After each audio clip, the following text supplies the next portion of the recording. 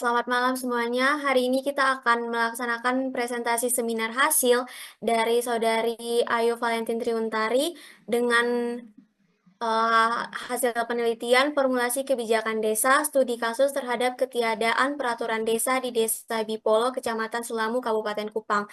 Dengan penguji satu yaitu Anaya Berlian Daumanu dan saya Ambrosia Sopianwa Patinono sebagai moderator dan juga penguji kedua. Untuk Saudari Ayu, waktu dan kesempatannya diberikan untuk presentasi.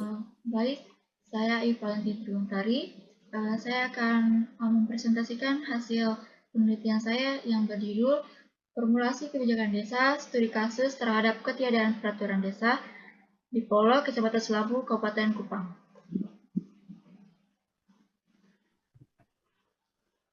Latar belakang, dalam pasal 6 Undang-Undang Desa tahun 2014, dijelaskan bahwa peraturan desa adalah peraturan perundang-undangan yang ditetapkan oleh kepala desa setelah dibahas dan disepakati bersama Badan Permusyawaratan Desa atau BPD.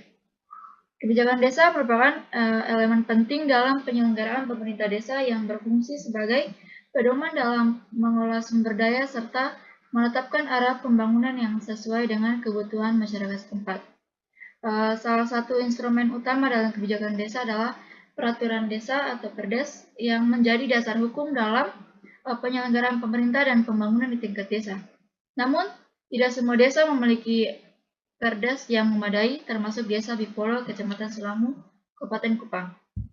Hingga saat ini, desa tersebut belum memiliki Perdes sebagai landasan hukum dalam berbagai aspek penyelenggaraan pemerintah yang dapat menimbulkan berbagai permasalahan dalam tata kelola pemerintahan desa. Ketiadaan Perdes di Desa Bipolo berimplikasi terhadap ketidakpastian hukum dalam penyelenggaraan pemerintah desa, menghambat proses perencanaan dan pelaksanaan pembangunan desa, serta menyebabkan kurangnya transparansi dan akuntabilitas dalam pengelolaan sumber daya desa. Hal ini menunjukkan adanya gap di mana terdapat perbedaan antara regulasi yang telah ditetapkan dalam peraturan perundang-undangan seperti Undang-Undang Nomor 6 Tahun 2014 tentang desa dengan kenyataan di lapangan yang menunjukkan bahwa desa ini belum memiliki kebijakan yang tertuang dalam peraturan desa. Rumusan masalah di sini ada dua, yaitu yang pertama bagaimana proses formulasi kebijakan desa di Desa Bipolo, Kecamatan Selamu, Kabupaten Kupang. Yang kedua itu apa faktor-faktor yang menyebabkan ketiadaan peraturan desa di Desa Bipolo. Tujuan penelitian yang pertama itu menganalisis proses formulasi kebijakan desa di Desa Bipolo, Kecamatan Selamu, Kabupaten Kupang. Yang kedua itu mengidentifikasi faktor-faktor yang menyebabkan ketiadaan peraturan desa di Desa Bipolo. Metodologi penelitian yang saya ambil itu menggunakan jenis penelitian kualitatif dengan pendekatan deskriptif. Penelitian kualitatif bertujuan untuk memahami fenomena secara mendalam dengan menggali informasi dari berbagai perspektif, sedangkan pendekatan deskriptif digunakan untuk memberi gambaran yang jelas mengenai formulasi kebijakan desa dan ketiadaan peraturan desa di Desa Bipolo, Kecamatan Sulamu, Kabupaten Kupang.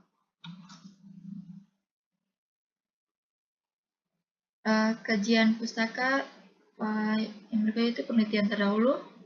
Penelitian oleh Jitron A. Selan, Rafael R. Tupen, dan Srilius W. Telamantaro 2023 itu menyoroti kendala yang sering muncul dalam penyusunan Perdes, termasuk kurangnya kapasitas aparatur desa dalam memahami mekanisme perumusan kebijakan desa. Kajian teori yang saya ambil itu ada 3. Yang pertama, teori formulasi kebijakan. Teori ini menjelaskan bahwa formulasi kebijakan melibatkan proses politik dan administratif yang dipengaruhi oleh aktor kebijakan, kepentingan masyarakat, dan faktor eksternal lainnya. Yang kedua itu ada teori good governance. Teori ini menekankan prinsip transparansi, akuntabilitas, dan partisipasi masyarakat dalam pengambilan keputusan di pemerintahan, termasuk dalam penyusunan Perdes. Yang terakhir itu ada teori partisipasi masyarakat. Partisipasi masyarakat menjelaskan berbagai tingkat keterlibatan masyarakat dalam proses pengambilan keputusan. pengambilan kebijakan dan mulai dari partisipasi hingga kontrol warga penuh.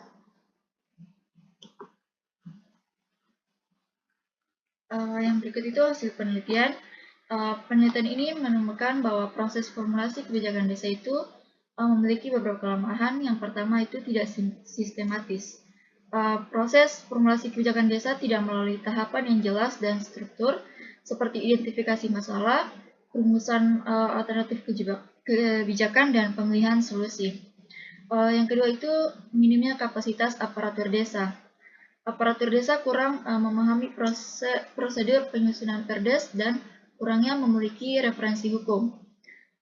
Yang ketiga itu kurangnya dukungan dari pemerintah kabupaten. Kurangnya bimbingan teknis dan pendampingan pemerintahan kabupaten. Yang terakhir itu ketidakpastian hukum. Tidak adanya perdes membuat banyak hal yang tidak diatur, seperti pengelolaan ternak, penggunaan jalan dusun, dan mekanisme ganti rugi. Kurangnya aturan yang jelas menyebabkan konflik antar warga, terutama terkait dengan ternak yang merusak tanaman warga. Permasalahan utama di penelitian ini itu yang pertama, tidak ada perdes tertulis sejak beberapa kali pergantian kepala desa. Yang kedua itu pemerintah desa bersifat top down dan elitis. Yang ketiga itu partisipasi masyarakat dan tokoh adat sangat rendah. Dan yang keempat itu infrastruktur strategis rusak seperti bendungan, jalan, tetapi tidak direspon oleh pemerintah. Dampak nyata itu ternak masuk ke lahan orang lain tanpa pengaturan yang jelas. Yang kedua itu kerusakan bendungan yang menyebabkan ketergantungan pada hujan. Yang ketiga itu distributif, bantuan tidak merata dan diskriminatif. Yang terakhir itu rapat desa hanya melibatkan pendukung kepala desa yang terpilih.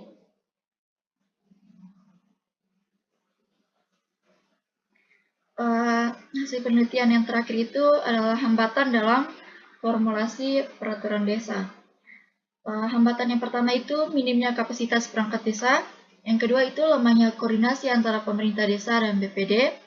Yang ketiga itu tidak adanya pendampingan teknis dari pemerintah kabupaten. Dan yang terakhir itu rendahnya literasi hukum pemerintah. Rendahnya literasi hukum masyarakat. Kesimpulan dari proposal saya itu, proses formulasi kebijakan di Desa Bipolo masih bersifat elitis dan belum melembaga. Kepala desa dan aparat desa cenderung menjadi penentu utama arah kebijakan tanpa melibatkan komponen masyarakat secara aktif, terutama tokoh adat dan tokoh masyarakat. Ketidakhadiran Perdes menciptakan kekosongan hukum dalam mengatur isu-isu lokal, seperti pengembangan ternak, pengelolaan infrastruktur desa seperti bendungan dan jalan dusun, serta pemanfaatan sumber daya alam.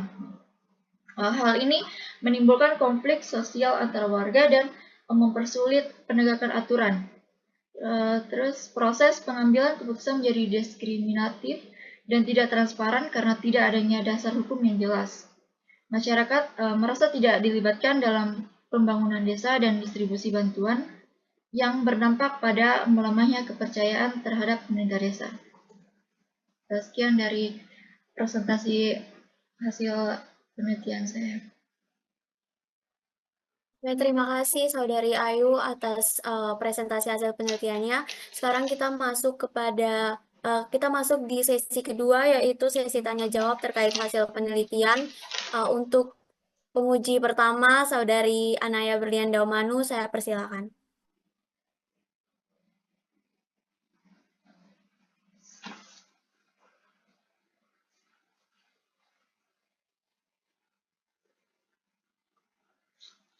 Baik, saya Anaya Berlian Daumanu akan bertanya ke Saudari Ayu. Pertanyaan yang pertama yaitu, bagaimana ketiadaan peraturan desa di Desa Bipolo mencerminkan ketimpangan dalam prinsip-prinsip good governance, dan apa implikasinya terhadap tata kelola sumber daya lokal? Yang kedua itu berdasarkan teori formulasi kebijakan dari Jonathan dan Howlett, apa saja hambatan utama dalam proses formulasi Perdes di Desa Bipolo dan bagaimana strategi sistematis dapat diterapkan untuk mengatasinya. Oke, penguji pertama, Saudari Anaya Berlian, terima kasih atas pertanyaannya. Selanjutnya kesempatan diberikan kepada Saudari Ayu untuk menjawab pertanyaan dari penguji 1. Baik, saya akan menjawab dari pertanyaan dari penguji 1, yaitu Anaya. Bagaimana ketiadaan peraturan di Desa Bipolo mencerminkan ketimbangan dalam prinsip-prinsip good governance dan apa implikasinya terhadap tata kelola sumber daya lokal. Baik, ketiadaan peraturan desa atau Perdes di Desa Bipolo menunjukkan ketidakseimbangan dalam penerapan prinsip-prinsip good governance, terutama itu transparansi, akuntabilitas, dan partisipasi masyarakat. Proses formulasi kebijakan yang didominasi oleh kepala desa dan perangkat desa tanpa melibatkan aktif tokoh masyarakat dan tokoh adat mencerminkan kurangnya transparansi dan akuntabilitas. Masyarakat merasa tidak dilibatkan dalam pengambilan keputusan dan tidak memiliki akses informasi yang jelas tentang proses pembuatan kebijakan. Hal ini juga menunjukkan kurangnya partisipasi masyarakat untuk pengambilan keputusan yang seharusnya menjadi ciri khas good governance. Yang kedua itu pertanyaan dari teman Anaya, berdasarkan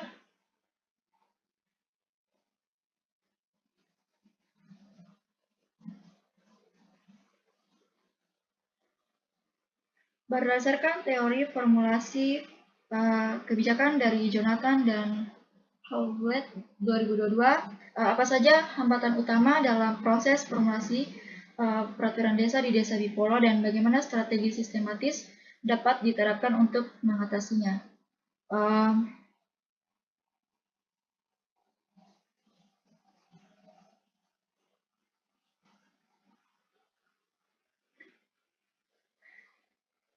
Hambatan utama dalam proses formulasi peraturan desa atau Perdes itu muncul karena kegagalan menjalankan tahapan tersebut secara menyeluruh dan konsisten. Penelitian ini menunjukkan bahwa hambatan yang paling dominan adalah minimnya kapasitas teknis aparatur desa dalam menyusun kebijakan yang berbasis hukum. Lemahnya koordinasi antara kepala desa dan Badan Permusyawaratan Desa atau BPD, serta rendahnya partisipasi masyarakat akibat pola kepemimpinan yang elitis dan eksklusif. Untuk mengatasi hambatan ini secara sistematis itu, strategi yang dapat diterapkan meliputi peningkatan kapasitas perangkat desa melalui pelatihan, penyusunan regulasi, dan pendampingan teknis dari pemerintah kabupaten, serta penguatan partisipasi masyarakat dalam setiap tahap formulasi kebijakan. Diperlukan pula komitmen politik dari pemimpin desa untuk menciptakan mekanisme inklusif yang melibatkan semua aktor, termasuk tokoh adat dan tokoh masyarakat. Dalam proses pembuatan peraturan desa sendiri, dengan mengabdosi pendekatan rasional dan berbasis masalah seperti yang dikemukakan oleh Jonathan. Desa Bipolo dapat menyusun peraturan desa yang bukan hanya legal atau formal, tetapi juga kontekstual dan berakar pada kebutuhan real masyarakat. Dan jawaban dari Saudari Ayu, apakah penguji 1 Anaya Berlian ada tanggapan terkait jawabannya? Tidak ada. Oke, selanjutnya saya sebagai penguji 2 akan menanyakan 2 pertanyaan kepada Saudari Ayu. Pertanyaan yang pertama, bagaimana ketiadaan Perdes mengenai tata kelola ternak mempengaruhi kehidupan sosial dan ekonomi masyarakat di Desa Bipolo? Dan pertanyaan yang kedua, apakah penelitian ini mengidentifikasi secara spesifik siapa saja aktor yang terlibat dalam proses formulasi kebijakan di Desa Bipolo? Apakah hanya kepala desa dan perangkat desa yang terlibat, ataukah apakah ada peran dari BPD, tokoh masyarakat, atau tokoh adat? Terima Baik, saya kasih. akan menjawab dari penguji 2 yaitu Indi. Eh, Pertanyaan yang pertama itu bagaimana ketiadaan peraturan desa mengenai tata kelola ternak mempengaruhi kehidupan sosial dan ekonomi masyarakat di Desa Bipolo. Ketiadaan peraturan desa mengenai tata kelola ternak di Desa Bipolo ternyata berdampak cukup besar, baik pada kehidupan sosial maupun ekonomi masyarakat. Tanpa aturan jelas, masyarakat tidak mempunyai pegangan untuk mengatur ternak mereka, terutama saat ternak masuk ke lahan warga lain dan merusak tanaman. Ini menimbulkan ketidakpastian hukum dan membuat pemilik ternak bingung harus membayar ganti rugi berapa. Akibatnya bisa terjadi konflik antara warga karena merasa dirugikan. Selain itu, tidak adanya kandang atau tempat khusus. Maaf. Akibatnya bisa terjadi membuat pemilik ternak bingung harus membayar ganti rugi berapa. Akibatnya bisa terjadi konflik antara warga karena merasa dirugikan. Selain itu, tidaknya ada kandang atau tempat khusus untuk ternak membuat mereka bebas berkeliaran, sulit dikontrol, dan semakin memperparah konflik. Masyarakat juga merasa tidak dilibatkan dalam pengambilan keputusan terkait tata kelola ternak karena kepala desa cenderung menunda pembahasan peraturan desa. Hal ini memperparah ketidakadilan dan membuat masyarakat kurang percaya pada pemerintah desa. Kurangnya aturan juga berdampak pada ekonomi masyarakat. Ekonomi masyarakat di Polo, misalnya pemilik ternak bisa dirugikan karena harus membayar ganti rugi tanpa standar yang jelas. Jadi ketidakadaan peraturan desa tentang tata kelola ternak ini menimbulkan banyak masalah, baik konflik sosial maupun ketidakpastian ekonomi yang akhirnya merugi semua pihak di desa. Pertanyaan kedua itu, apakah penelitian ini mengidentifikasikan secara spesifik siapa saja aktor yang terlibat dalam proses formulasi kebijakan di Desa Bipolo, dan apakah hanya kepala desa dan perangkat desa yang terlibat, atau apakah ada peran dari BPD, tokoh masyarakat, dan tokoh adat? Penelitian ini secara spesifik mengidentifikasikan aktor-aktor yang terlibat dalam proses formulasi kebijakan di Desa Bipolo. Aktor-aktor tersebut meliputi kepala desa, perangkat desa, BPD, tokoh masyarakat, dan tokoh adat. Penelitian ini mengungkapkan bahwa meskipun seharusnya BPD berperan penting dalam proses penyusunan peraturan desa, kenyataannya mereka itu kurang aktif dan kurang dilibatkan secara optimal. Tokoh masyarakat dan tokoh adat juga sering merasa terpinggirkan, terutama ketika mereka bukan bagian dari kelompok pendukung kepala desa yang sedang menjabat. Hal ini mencerminkan proses formulasi kebijakan yang cenderung elitis, di mana keputusan lebih banyak ditentukan oleh kepala desa dan perangkatnya, sementara suara masyarakat hanya dianggap formalitas dalam musyawarah desa seperti musrenbangdes. Terima kasih atas jawabannya, Saudari Ayu. Saya rasa jawabannya sudah pas dan mudah dimengerti. Sekarang kita masuk ke sesi ketiga, yaitu sesi pemberian nilai oleh penguji. Nah, untuk sesi ketiga ini, pemberian nilai ini diwakilkan oleh penguji 1, yaitu Saudari Anaya Berlian Daumanu. Baik, dengan ini saya akan memberikan nilai kepada Saudari Ayu dengan nilai 83 karena presentasi ini telah menjawab rumusan masalah yang ada. Terima kasih. Baik, untuk Terima kasih kepada penguji 1 dan penguji 2.